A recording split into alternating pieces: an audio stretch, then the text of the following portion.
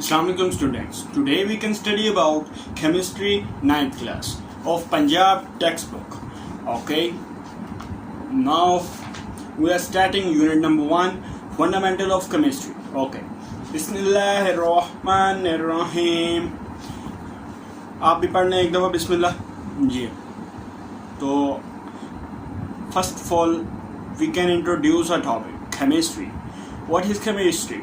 Chemistry is the branch of science which can deal with the reactions and properties, compositions of matter. Okay.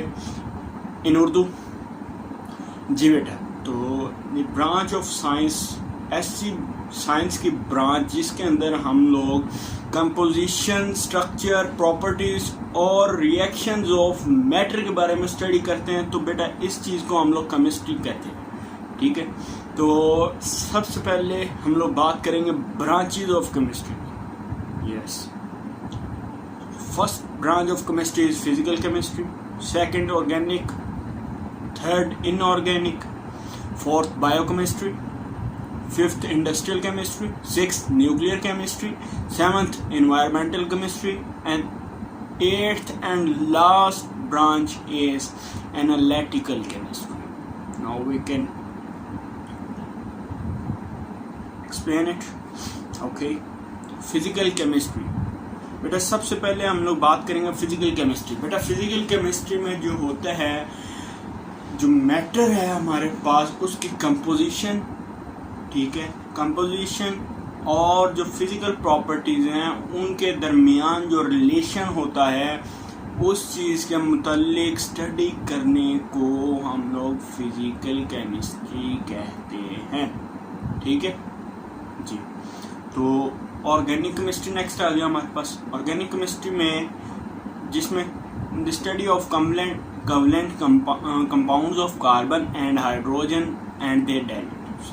ठीक है. मतलब covalent compounds जो से होते हैं, ठीक है, और मतलब जो कार्बन और हाइड्रोजन के मिले हुए होते हैं, ठीक है, मतलब हाइड्रोकार्बन जो होते हैं और उनके डेरिवेटिव्स जो हैं वो ऑर्गेनिक कंपाउंड होते हैं हमारे पास. ठीक है.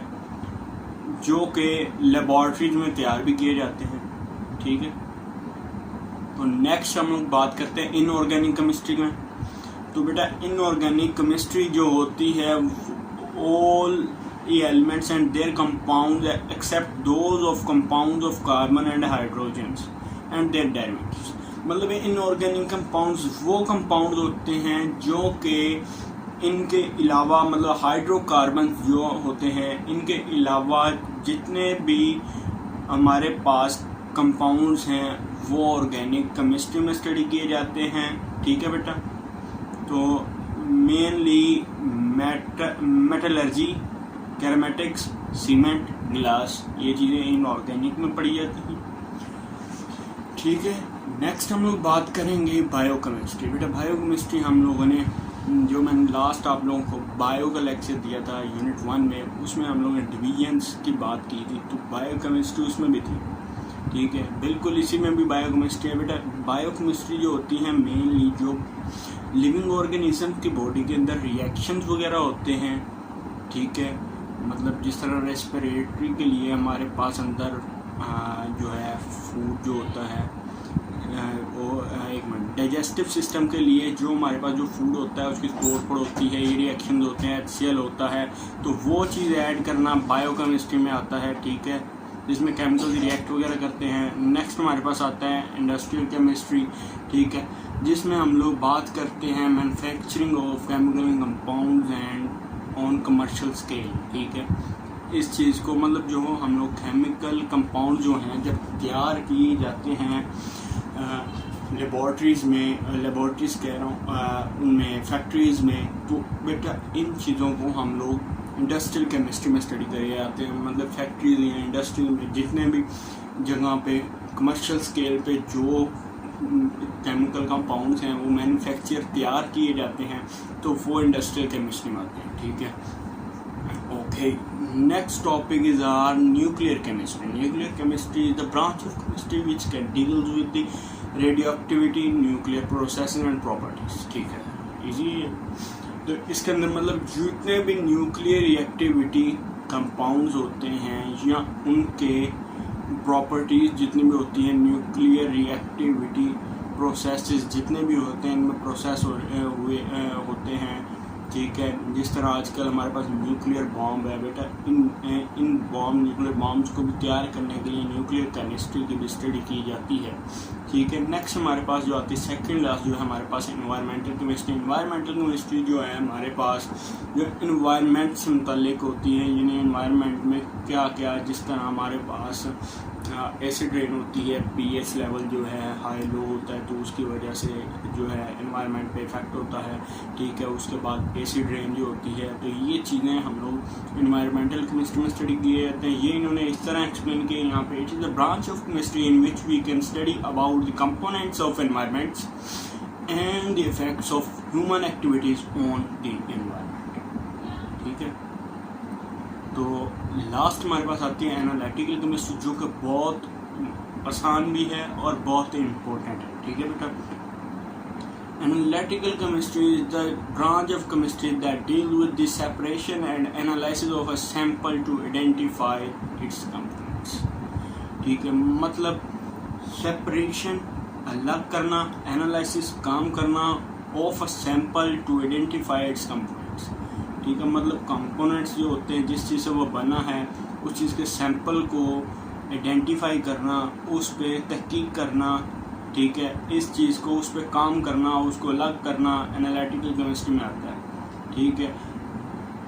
ये भी दो किस्म के होते हैं, क्वांटिटेटिव एनालिसिस होता है, क्वालिटेटिव एनालिसिस होता है। लेकिन इसके अंदर हम लोग क्वालिटेटिव एनालिसिस को ज़्यादा, क्वांटिटेटिव एनालिसिस को ज़्यादा प्रेफर करते हैं, क्योंकि उसके अंदर हमारे पास मकदार भी होती है, क्वांटिटी भी शो की जाती है, ठीक है बेटा। नेक्स्ट हम लोग चलते हैं अपने नेक्स्ट चीज़ पे, तो जिसमें हम लोग स्टडी करने वाले हैं बेसिक डेफिनेशन, जिसमें आएंगे matter, substance, mixture, elements, compounds, carbons, ये चीज़ें, केमिकल कंपाउंड्स, ये चीज़ें हम लोग डिस्कस करेंगे। चलिए फर्स्ट ऑफ ऑल स्टार्ट करते हैं बेटा। मैटर बहुत ईजी इन्होंने तरीके से यहाँ पे एक्सप्लेन किए।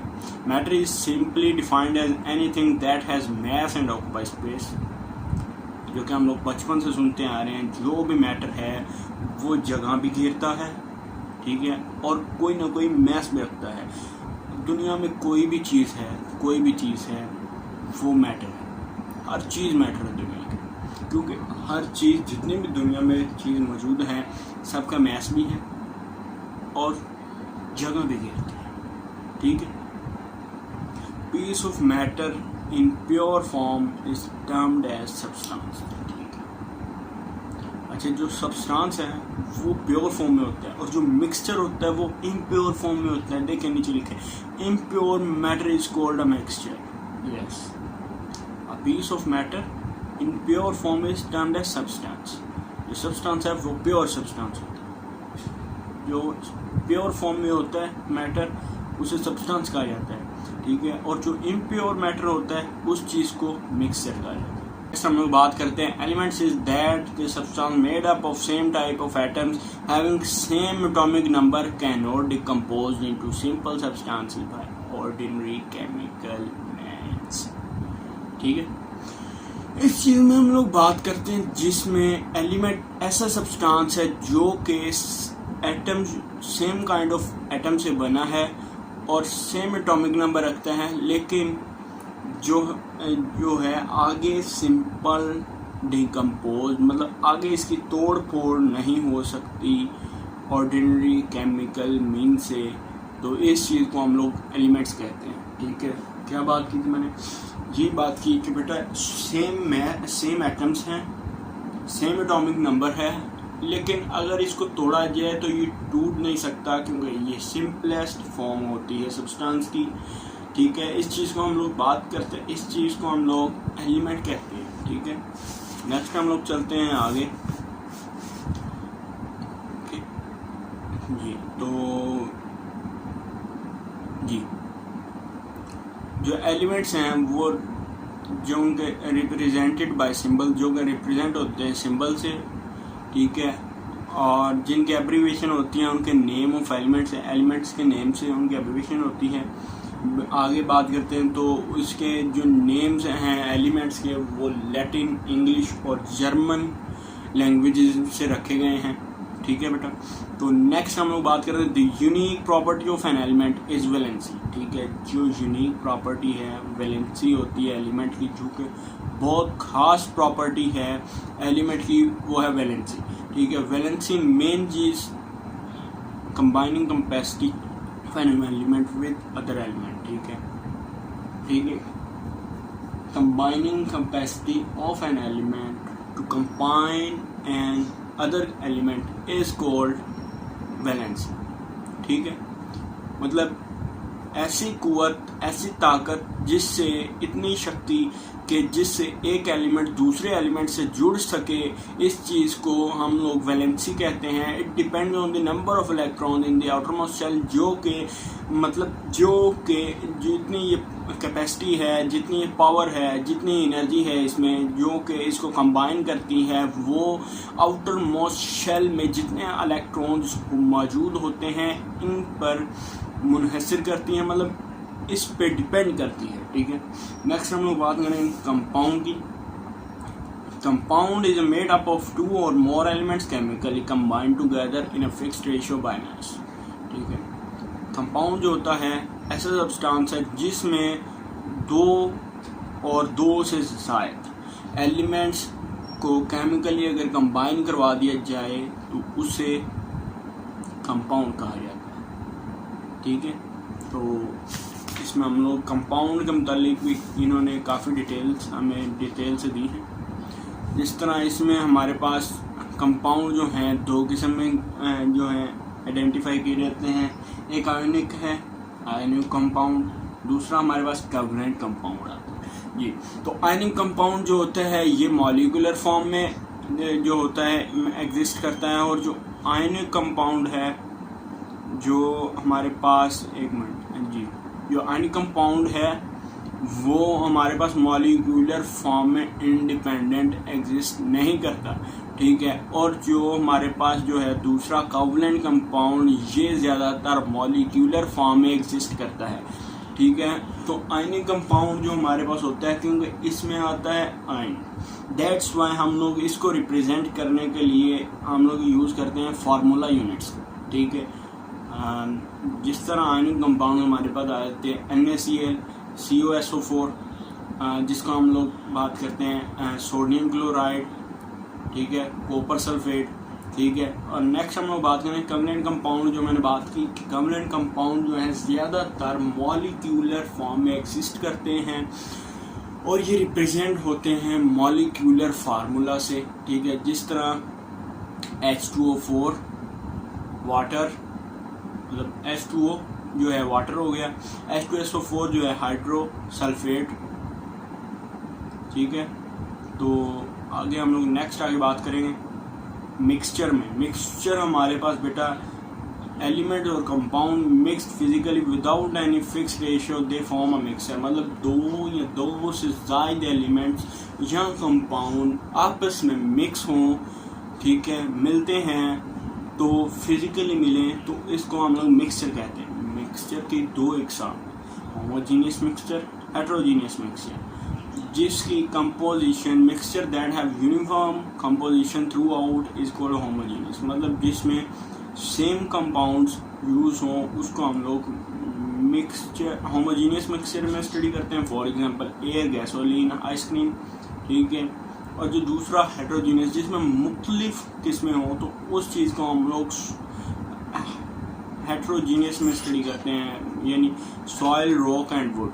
ठीक है, नेक्स्ट हमारे पास आता है atomic number and mass number. Atomic number of an element is equal to the number of protons present in the nucleus. बेटा ये तो हम लोग 5th क्लास से स्टडी करते आ रहे हैं कि एटॉमिक नंबर क्या होता है और मास नंबर क्या होता है। एटॉमिक नंबर जो इजी चीज़ है, जितने प्रोटॉन हमारे पास जो हैं न्यूक्लियस में पाए जाएं तो उनको हम लोग एटॉमिक नंबर कहते हैं। ठीक है, जिसको हम लोग Z से रिप्रेजेंट करते हैं, मेन चीज़। ठीक है, और नेक्स्ट हमारे पास आती है बात करें मास नंबर की, जिसको हम लोग एटॉमिक मास भी कहते हैं। तो बेटा ये होता है सम हमारे पास प्रोटॉन्स और न्यूट्रॉन्स का, जो कि हमारे पास न्यूक्लियस में पाए जाते हैं, ठीक है, इनको मास नंबर कहा जाता है और ये रिप्रेजेंट होते हैं ए से, कैपिटल ए से, ठीक है। और मेनली ये कैलकुलेट भी किए जाते हैं, ए इज इक्वल टू, मतलब mass number is equal to जो है, आगे हमारे पास आते हैं, mass number is equal to atomic number plus number of neutrons, ठीक है। ये चीज़ मेनली जो कॉमनली इसके मैथमेटिकल फॉर्म जो इन्होंने इंग्लिश में अल्फ़ाबेटिकली इन्होंने जो शो की है वो इस तरह है, A is equal to capital Z, capital A is equal to capital Z plus small N is represented the number of neutrons, capital Z is representing the number of protons and capital A is representing the number of mass, atomic mass. Okay, now we can get forward and lot on a topic relative atomic mass and atomic mass unit. Okay, relative atomic mass of an element is an average mass of atoms that elements as compared to 1/12 the mass of an atom of carbon at carbon 12 isotope, ठीक है। इसमें हम लोग बात करेंगे जो कि वो यूनिट जो कि रिलेटिव एटॉमिक मैसेस के लिए यूज़ हो, इसे एटॉमिक मैस यूनिट कहा जाता है और इसका सिंबल है AMU। 1 AMU is equal to 1.66 multiply by 10 की पावर -24 ग्राम, मीन्स 10 की power -24 grams is equal to 1 AMU. Okay, now we can get forward. Empirical formulas, formula unit, molecular formula. Yes, first of all we can talk about empirical formula, empirical formula is the simplest number ratio of atoms present in the compound, ठीक है। यानी ऐसा formula जिसमें कम से कम ratio atoms की show की जाए compounds की, कंपाउंड में मौजूदा नंबर ऑफ एटम्स की कम से कम रेशो को हम लोग एम्पेरिकल फार्मूला कहते हैं, ठीक है। और एम्पेरिकल फार्मूला को रिप्रेजेंट करने के लिए यूनिट जो होता है, सिंपलेस्ट यूनिट जिसको हम लोग टेक करते हैं आयनिक कंपाउंड को रिप्रेजेंट करने के लिए, तो वो होता है फार्मूला यूनिट हमारे पास यूज होता है। नेक्स्ट हमारे पास आता है जिसका मेनली डिफरेंशिएट इनका बहुत इंपॉर्टेंट है, empirical formula and versus molecular formula, इन दोनों का डिफरेंशिएट जो है बहुत इंपॉर्टेंट है बेटा, ठीक है। नेक्स्ट हम बात करेंगे मॉलिक्यूलर फार्मूला की, ठीक है। जो मॉलिक्यूलर फार्मूला आता है, it is an actual number of ratio of an atoms present in the compound. Okay, इसमें हम लोग बात करेंगे जो इनकी एक्चुअल रेशियो होती है, मतलब जो इनकी असल रेशियो होती है नंबर ऑफ एटम्स की जो कि कंपाउंड्स में होते हैं, ठीक है, उसको हम लोग मॉलिक्यूलर फार्मूला कहते हैं। मतलब मॉलिक्यूलर मैस जो होता है वो हमारे पास इस तरह है कि जितने भी हमारे पास मैस मौजूद हैं उनका तमाम का सम जो है और उसका जो टोटल है उसको हम लोग मॉलिक्यूलर मैस के इक्वल कहते हैं, ठीक है। तो जिस तरह मैं आपको बताता चलूँ कि जो हमारे पास आता है H2 आता है तो उसका हमारे पास 18 AMU आता है, ठीक है। तो नेक्स्ट हम लोग बात करेंगे केमिकल स्पीशीज का। Okay, ion is an atom और group of atoms having charge on it, ठीक है। आयन ऐसी चीज़ है, ऐसा ग्रुप ऑफ एटम है, ऐसा एटम है या ऐसा ग्रुप ऑफ एटम है जिसमें हम लोग चार्ज, उस पर चार्ज जो होता है उसके मुतालिक स्टडी करते हैं, इस चीज़ को आयन कहा जाता है, ठीक है। जिन आयन के ऊपर जो चार्जेस हैं हमारे पास पॉजिटिव भी हो सकता है, नेगेटिव भी हो सकता है। ओके, तो नेक्स्ट इसकी दो टाइप्स होती हैं हमारे पास आयन की, एक केटाइन, वन एनाइन, ठीक। केटाइन जो है हमारे पास जिस पर पॉजिटिव चार्ज हो उसे केटाइन कहा जाता है और जिस पर नेगेटिव चार्ज हो उसे एनाइन कहा जाता है, ठीक है। फॉर एग्जांपल सोडियम पे प्लस होता है Na+1, ठीक है। तो ये चीज़ हमारे पास आती है कैटाइन में। तो जिस पे आता है क्लोरीन हमारे पास आ जाता है Cl-1, ठीक है। तो ये हमारे पास आता है एनाइन, ठीक है बेटा। जो हमारे पास कैटाइन होता है तो ये उस वक्त हमारे पास फॉर्म होता है जब ये आउटर मोस्ट सेल से एक इलेक्ट्रॉन लूज़ करे तो इस पर प्लस का निशान आ जाता है। और जो एनाइन होता है जब ये कोई इलेक्ट्रॉन गेन करे, ठीक है, तो इस पर नेगेटिव साइन आता है, ठीक है। नेक्स्ट हमारे पास आता है मॉलिक्यूलर आयन, ठीक है। जब मॉलिक्यूल लूज या गेन करता है किसी इलेक्ट्रॉन को तो वो मॉलिक्यूलर आयन बनाता है। बिल्कुल इसी तरह जब फ्री रेडिकल है वो हमारे पास अनपेयर्ड इलेक्ट्रॉन्स जो होते हैं उसके मुतालिक स्टडी करवाते हैं। मतलब जिस तरह हमारे पास फ्री रेडिकल्स आर एटम्स और ग्रुप ऑफ एटम पोसेसिंग और नंबर ऑफ इलेक्ट्रॉन्स, जो कि अनपेयर्ड इलेक्ट्रॉन्स होते हैं, जिनको अनपेयर्ड इलेक्ट्रॉन्स भी कहा जाता है, और पेयर्ड नंबर और नंबर ऑफ इलेक्ट्रॉन्स को अनपेयर्ड इलेक्ट्रॉन्स भी कहा जाता है। तो इस चीज़ के मुतालिक स्टडी को फ्री रेडिकल कहा जाता है। और जो कि रिप्रेजेंट होते हैं, अगर हम लोग टॉप राइट पे या टॉप लेफ्ट पे एक डॉट लगा दें, ठीक है, एलिमेंट के, तो फिर हम लोग इसको फ्री रेडिकल कहते हैं। ओके, मॉलिक्यूल, ठीक है। Molecule is formed by the chemical combination of atoms. जो मॉलिक्यूल है ये हमारे पास केमिकल कम्बिनेशन से तैयार होता है। Okay, yes. हमारे पास और ये साथ में मॉलिक्यूल जो है हमारे पास स्मॉलेस्ट यूनिट है सब्सटेंस का। मॉलिक्यूल के हमारे पास कई किस्में हैं, monoatomic molecules, diatomic molecules, triatomic molecules, homoatomic molecules, heteroatomic molecules, ठीक है। अभी 1 to 1 इसको स्टडी करते हैं। First of all monoatomic molecule.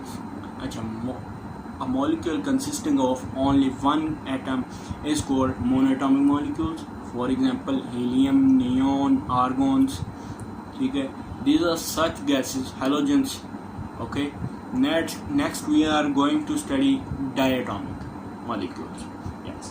In diatomic molecule, if a molecule consists of two number of atoms, then it is called diatomic molecules. For example, hydrogen H2, oxygen O2, chlorine Cl2. Okay. Next, triatomic molecules. Number 3, triatomic molecules. As we have studied above, mono, single, di, two, tri means 3. So, if a molecule consists of 3 atoms, then it will can called triatomic molecule. For example, CH4, H2SO4 and C6H12O6 glucose. Yes. Now we are going to study homoatomic molecules, in which we can say a molecule containing same type of atom is called homoatomic molecules. As we discuss the name, homo means same, hetero means different, ठीक है। Next, in homoatomic molecules, and there are some examples. For example, hydrogen H2, ozone O3, sulfur S8, phosphorus P4. And now we are going to study heteroatomic molecules. Yes, by name, as we study above, the different kinds of atoms is called heteroatomic molecules. For example, CO2, H2O and NH3. Okay. Now we are going to study gram atomic mass, gram molecular mass, gram formula mass, and on next topic we are going to study Avogadro's number. Yes. Now we are going to start. When masses are expressed in grams, they are termed as gram atomic mass, gram molecular mass, gram formula mass. Okay, when we can discuss atomic mass in grams, then it is called gram atomic mass. Okay, and gram molecular mass is similar to gram atomic mass. Gram molecular mass is molecular mass elements or compound expressed in grams is called gram molecular mass, and gram formula mass is an atomic mass compound is an ionic compound expressed in grams is called gram formula mass, and gram formula this is called a mole. Okay, now we are going to study Avogadro's number and mole. First of all, Avogadro's number. ठीक है, Avogadro's number is a collection of 6.022 multiplied by 10 to the power 23 particles. Okay, now we can talk about its symbol capital N, and on right corner capital A, and we can write it with bold letters. Okay, next we are having mole. Mole is defined as the amount of mass of a substance that contains 6.022 multiplied by 10 to the power 23 number of particles.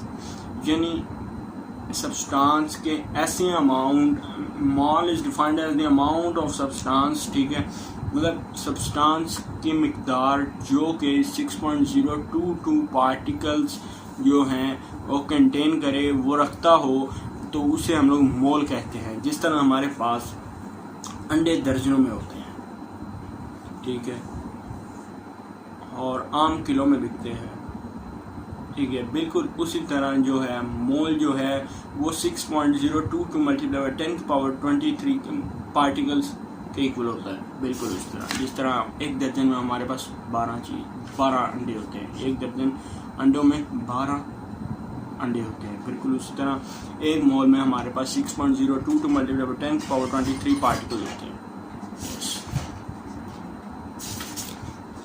Okay, now we are going to calculate number of moles by its formula, such as number of moles is equal to number of mass of a substance over molar mass of the substance. Yes, next is mole to mass calculation. There is a also formula, number of moles is equal to known mass of a substance over molar mass of a substance. And when we can find mass of, we are going to find mass of substance in grams, then we can make it equal to the number of moles multiplied by molar mass into grams. Yes, and as similar, mole to particle calculation is also same. As you can study the formula, number of moles is equal to given number of particles over Avogadro's number, and number of particles is equal to number of moles multiplied by 6.022 multiplied by 10 to the power 23, and which is equal to our number of particles. Yes, now we have done our chapter number 1 of chemistry 9th class. Now we can discuss the short questions and numericals and a full exercise, MCQs and science societies in our next video. Thank you. Allah Hafiz.